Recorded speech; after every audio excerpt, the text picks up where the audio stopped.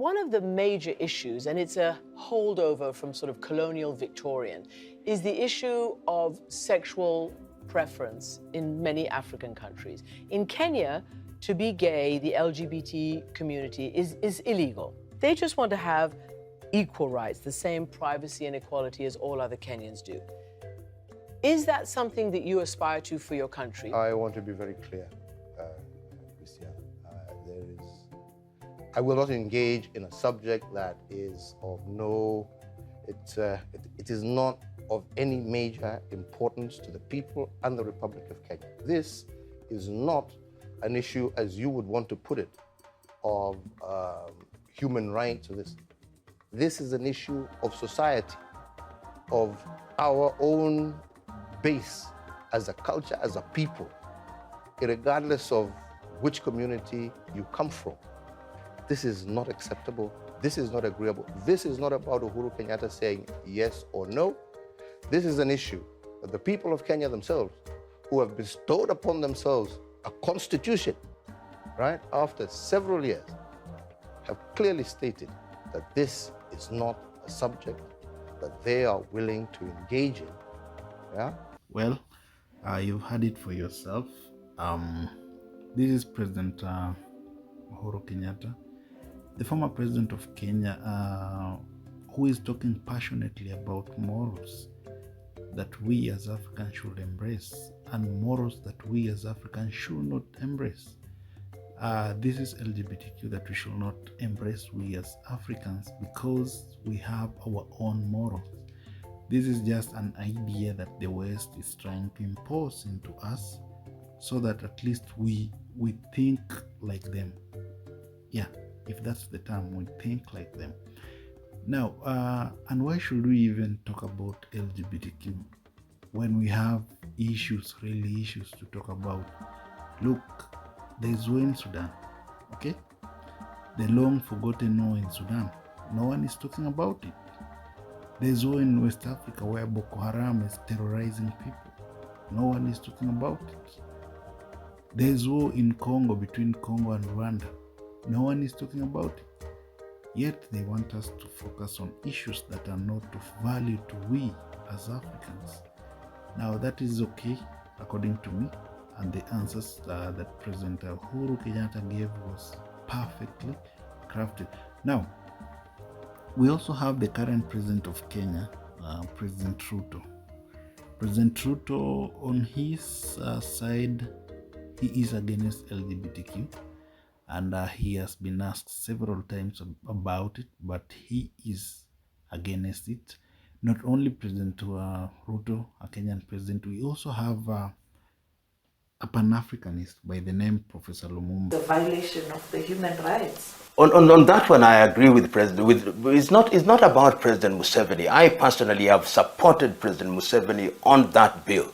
And this is an issue on which we'll have different opinions.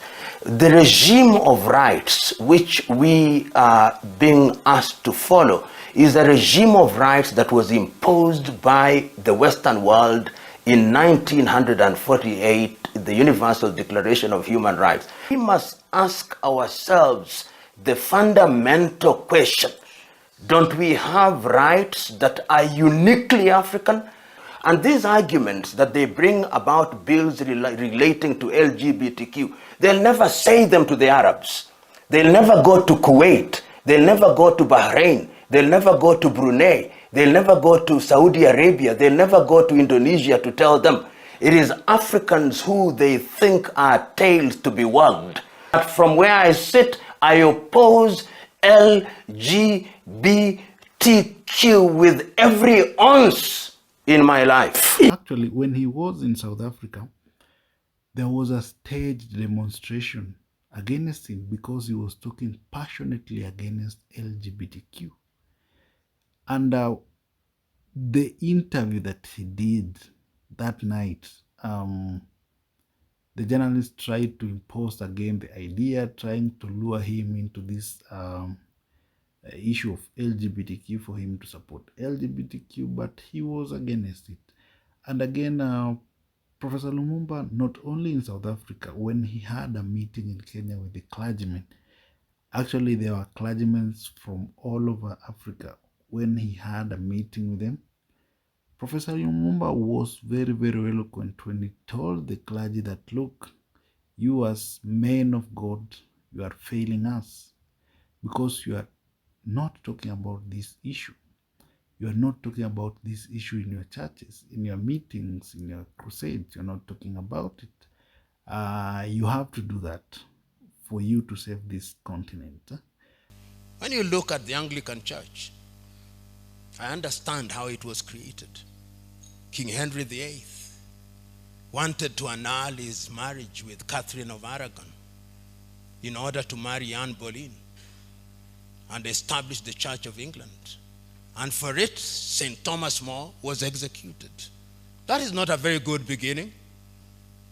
When they are now saying that before they give African aid and ask Uganda, they must follow LGBTQ. I personally was the victim of a demonstration in South Africa because I had spoken firmly and unequivocally against LGBTQ. When I went to deliver a lecture at Cape Town University, there were demonstrations against me on the 29th of May. Not also forget about President Yoweri Museveni, the president of Uganda, who called on African leaders to reject this idea of LGBTQ. And he was suggesting that he will sign, of which he signed a law of controversial anti-LGBTQ bill, which got passed in parliament, and now it is a law. And now the bill imposes death penalty. Of course, the bill was to impose death penalty for aggravated homosexuality and imprisonment for recruitment, promotion, and funding of same-sex marriage. What is your message to Western human rights groups, to President Obama, to lesbian, gay, bisexual, and transgender people? Respect African societies and their values. If you don't agree, you just keep quiet. Let's manage our society the way we see. If we are wrong, we shall find out by ourselves. Just the way we don't interfere with yours. Do you personally dislike homosexuals? Of course, they are disgusting. What sort of people are they? How can you go? I never knew what they were doing. That's how I've been told recently that what they do is terrible, disgusting. But I was ready to ignore that if there was proof that that's how he's born, abnormal. But now the proof is not there. Now, when President Museveni was asked on the same, he was melodramatic when he said, look, I've never seen in my entire life, I've never seen a male cow jumping on top of another male cow. Or rather, I've never seen a female cow jumping on top of a female cow.